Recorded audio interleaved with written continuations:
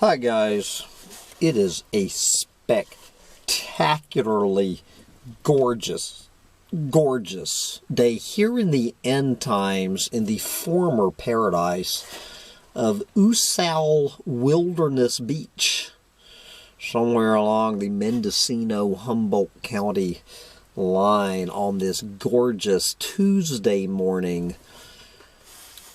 August 1st, 2017. Do you believe that we have made it to another month as a planet? And don't ask me how.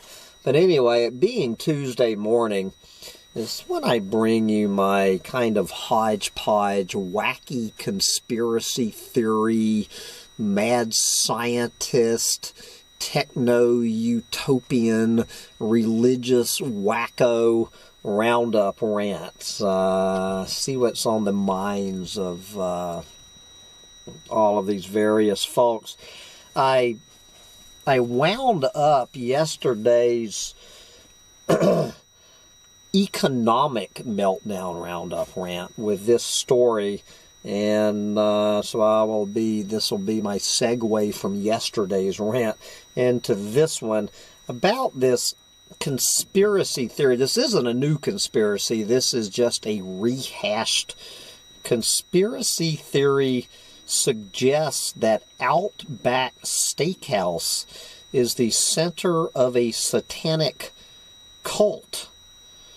The internet has way too much time on its hands, and this is talking about how like a goddamn cockroach, this absolutely hilarious theory that people literally are buying into this, that Outback Steakhouse it is somehow placing their restaurants around different cities around the country, that if you put them on Google Map and draw lines connecting them, that they resemble satanic pentangles.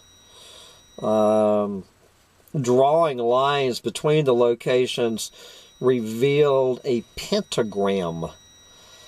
There you go.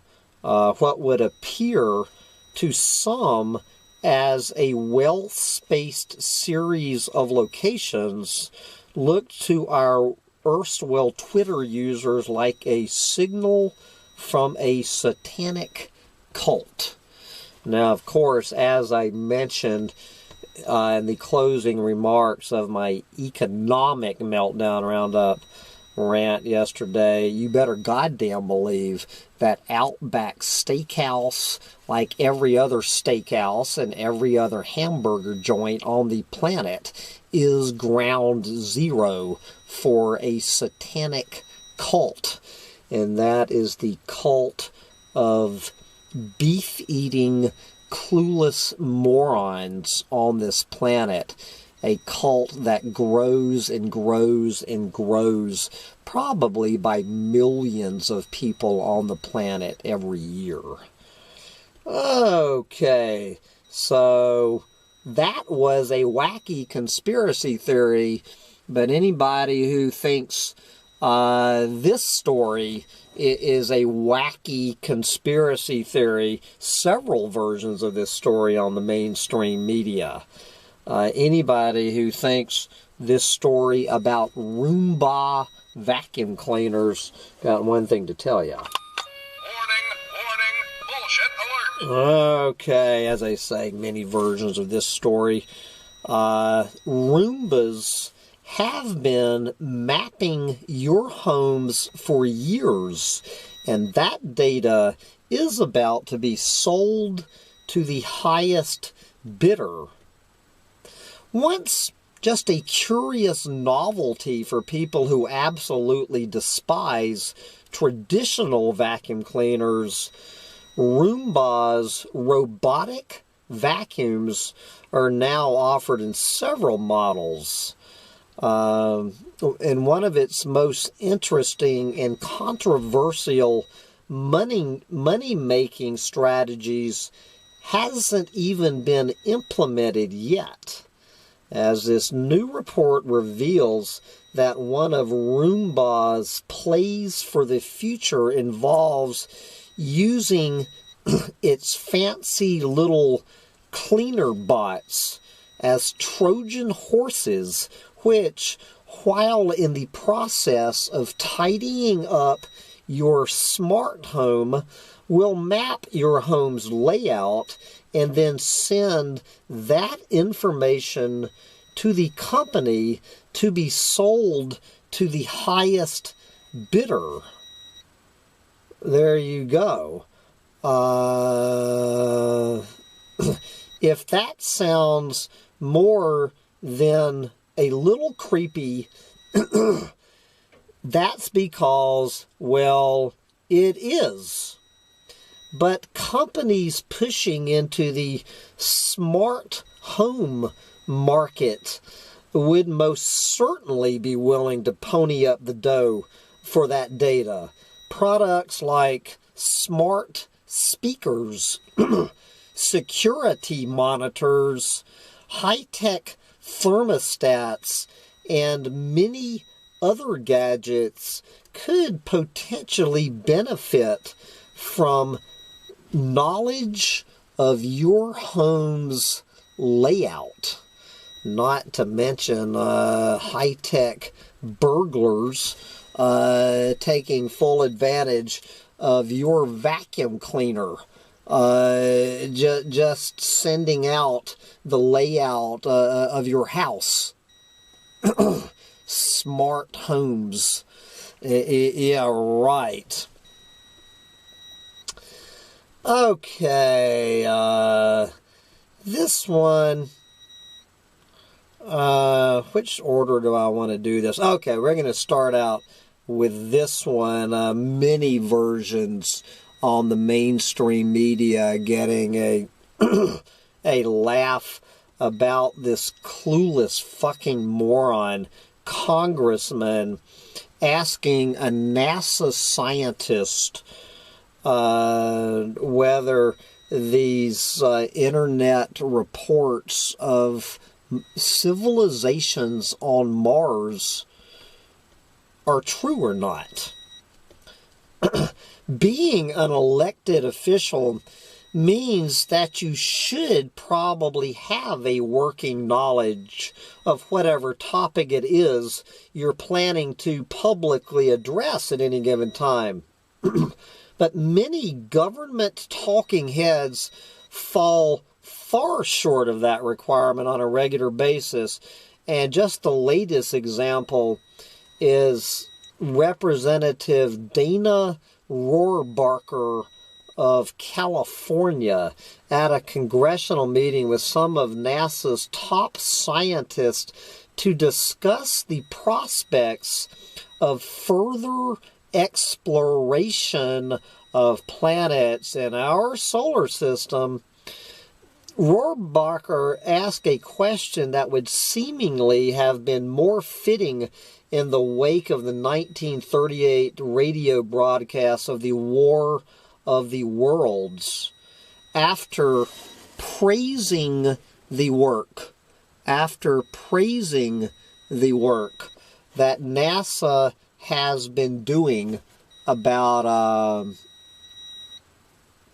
I wish you could see in the camera, can you see the bull elk approaching here, approaching the truck during this rant? We have a bull elk coming down to listen to this rant. Anyway, where was I? After praising the work NASA has been doing, as well as addressing plans for a new rover on Mars by 2020, the Republican congressman had one last thing he wanted to ask. Quote, is it possible that there was a civilization on Mars thousands of years ago?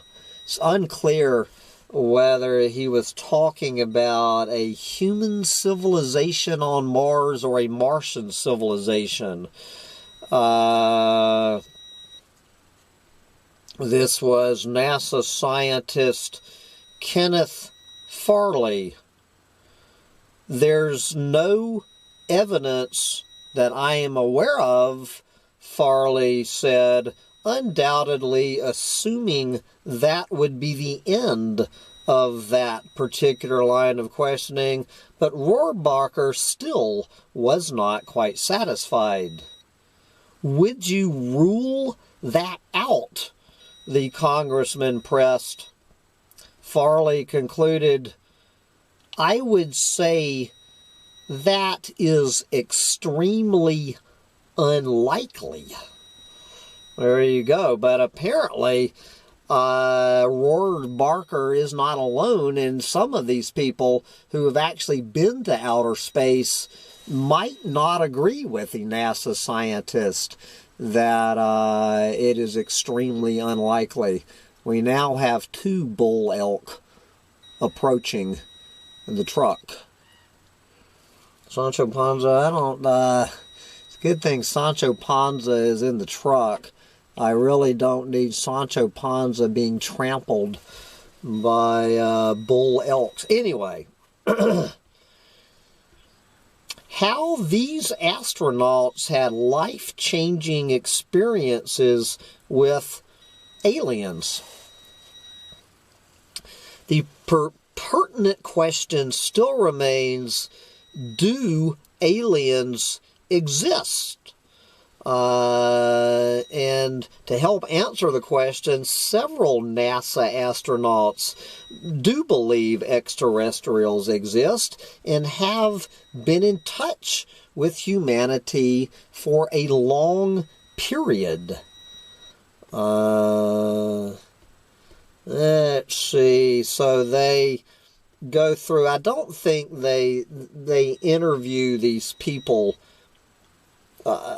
freshly for this article. They just have looked through and gathered some quotes by astronauts, such as, and I've mentioned many of these guys, Buzz Aldrin, Edgar Mitchell, Gordon Cooper, and here's Katie Coleman and this whack job Brian O'Leary. All have claimed to have seen UFOs. Aldrin, one of the first people to walk on the moon, was talking about some UFO flying right alongside the thing. Now, this is unconfirmed about whether Neil Armstrong, the first man to step foot on the moon, there's this claim out there which I do not believe. It completely unsubstantiated, that Neil Armstrong believed aliens have a base on the moon, and they apparently warned Armstrong and others to, quote, get off and stay off the moon. There you go. But Aldrin is on record claiming that he's actually seen a UFO, although he's very careful to say it's not 100% proven that it came from outer space. Then from Aldrin to Edgar Dean Mitchell, the 6th person to walk on the moon, said his journey spiritually transformed his life in such a way that he has since devoted much of his time exploring things such as the existence of extraterrestrial beings. Quote from Edgar Mitchell, aliens have been observing us and have been here for some time. Mitchell once even claimed that peace-loving aliens had visited Earth to save humanity from nuclear war, and he indicated the Vatican knew about the existence of extraterrestrials. This goes on and on with Edgar Mitchell. And I say I've had other rants in the past, and this is one reason that I'm on the fence about space aliens. Then they look at claims made by Gordon Cooper, and YouTube is full of, you can just go on, and Gordon Cooper, again, one of the reasons why I'm on the fence. Cooper, the last American to fly in space alone, has said he spotted UFOs flying over Germany years before he even went into space. And then he talked about when he was up in space in 1963, reporting a real and solid UFO following him. Cooper has revealed how he felt he was living with a secret which was imposed on all specialists in aeronautics. Quote, this is Gordon Cooper, quote, I can now reveal that every day in the USA, our radar instruments capture objects of form and composition unknown to us. And there are thousands of witness reports and a quantity of documents to prove this, but nobody wants to make them public because authority is afraid that people may think of God knows what kind of horrible invaders. So the password still is, we have to avoid panic by all means.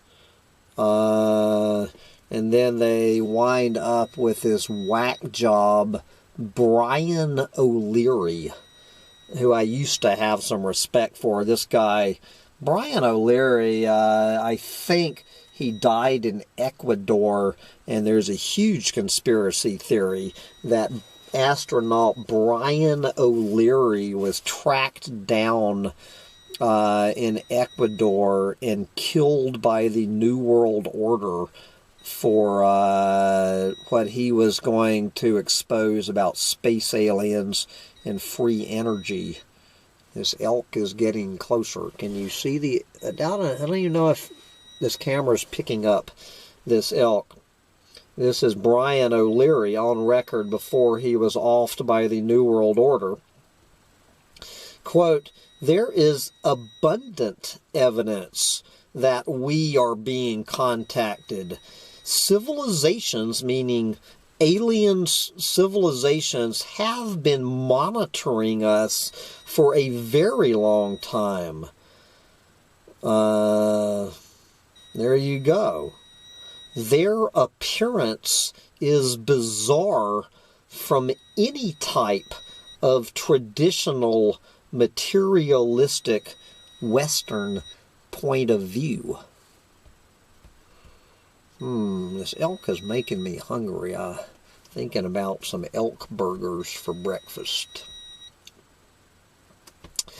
Let's see. Okay, we're going to switch gears here. I was just ranting in one of these recent roundups how more and more scientists are claiming that Native Americans have been here for a hell of a lot longer than we ever thought.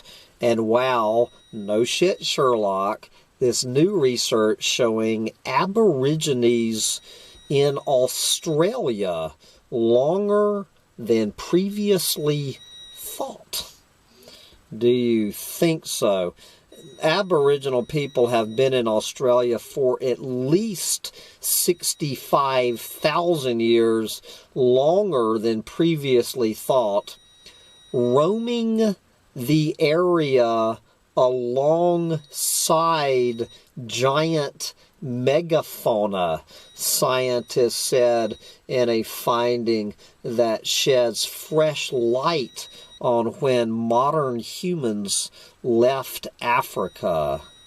I love this. Australian Aborigines are believed to be custodians of the oldest continuous culture on the planet.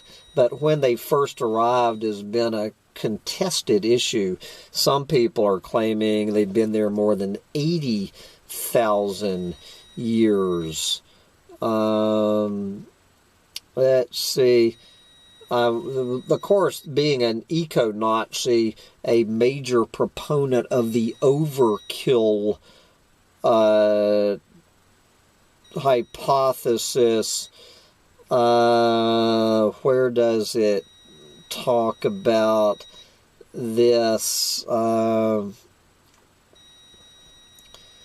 Anyway, god damn it, I'm trying to go through. Okay, here we go.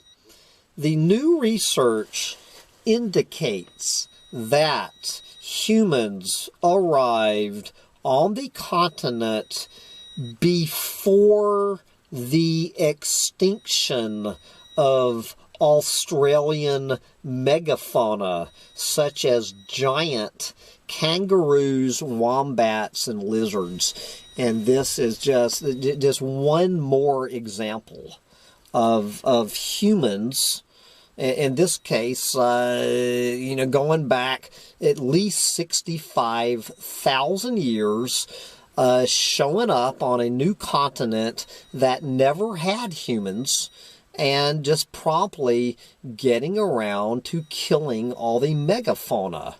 Watching this 500-pound elk in front of the truck, which is probably some little bitty dot somewhere in here. I'm amazed that elk survived the Native Americans here. This is one more example of the overkill hypothesis, that wherever these giant megafauna used to roam, as soon as humans get there, goodbye megafauna. All of this shit about some goddamn comet or whatever 12,000 years ago explaining what happened in the U.S. Well, there wasn't a goddamn comet hitting Australia 65,000 years ago. The comet that hit Australia were the Aborigines. Okay, we're going to go from megafaunal extinction to human extinction, talking about, I'm not going to waste much of my breath on this hilarious story from the Techno-Utopians, the bounty that heads off famine. With more than 20 million people at risk of famine, what is being called the single worst humanitarian crisis since World War II. This newspaper called The Monitor looks at some of the successes we have had in avoiding famine. Bullshit detected. Take precautions. Yes.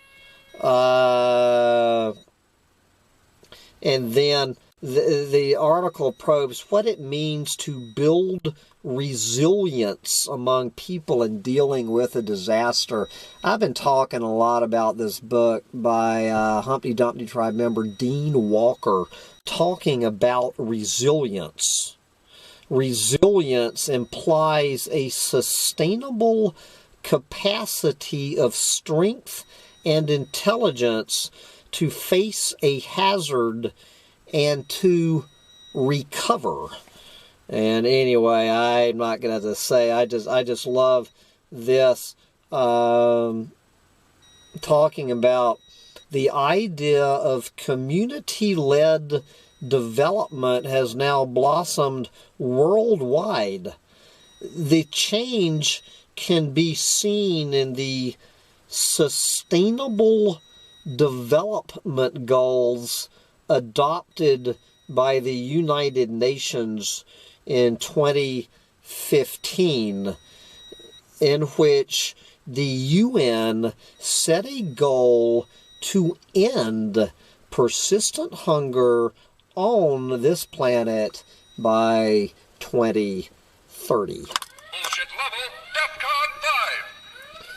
But we're going to wind up this whack job roundup here on the pages of the Los Angeles Times, just presenting this straightforward.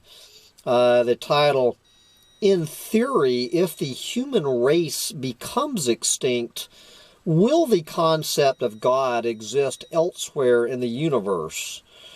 And then they start out, talking about Stephen Hawking, talking about how humans have less than 100 years on this planet before we go extinct, and sounding a lot like Pope Francis.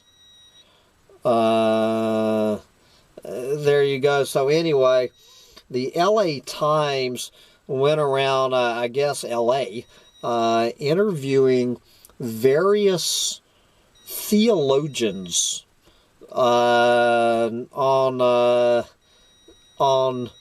human extinction. And the question they asked, do you believe the human race faces an existential threat?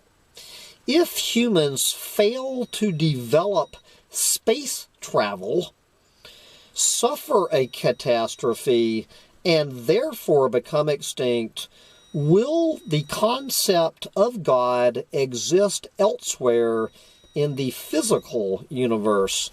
And this was Pastor John Barta from Burbank, California. Not sure which church. And I'm just going to give his answer to the question, and you can figure out what the other answer sounded like. Okay. Take it away, Pastor John. God has already addressed this very important question in Scripture. The human race does not face an existential threat, whether from asteroids, ecological disaster, or any other source. Oh, come on now. That ain't even bullshit. That's horse shit. In fact, the Bible tells us exactly what will happen. Jesus Christ will return to raise the bodies of believers of all generations, and then transform or rapture believers living on earth at that time, leaving those who reject him. I believe, I recall several rants that the rapture is never mentioned in the Bible. Okay, getting back to Pastor John. After this, the Antichrist will be revealed. Well, I think we just need to go to 1600 Pennsylvania Avenue to find the revelation of the Antichrist. Anyway, the Antichrist will be revealed, rule over humanity for a limited time, at least until he's impeached or assassinated, and ultimately the Antichrist will be conquered by Jesus. That was bullshit. Jesus will then rule on earth over humanity for 1,000 years, after which the heavens and earth will be consumed with fire. Well, there you go. I'm with that. The earth being consumed with fire. I don't think we have to wait 1,000 years. Anyway, those people who rejected God will be judged and cast eternally into the lake of fire. That is exactly what is unfolding on the planet as the human race heading into a burning lake of fire. God will create new heavens and a new earth, and those who know him will dwell with him there forever. Bullshit detected. Take precaution. Mankind will never be wiped out. Bullshit level. DEFCON 5. So, am I concerned about our planet's future? Not at all. Earth, and mankind as well, is under such special guidance by God that it is difficult not to be positive. Oh, come on now. That ain't even bullshit. That's horseshit. Oh, God.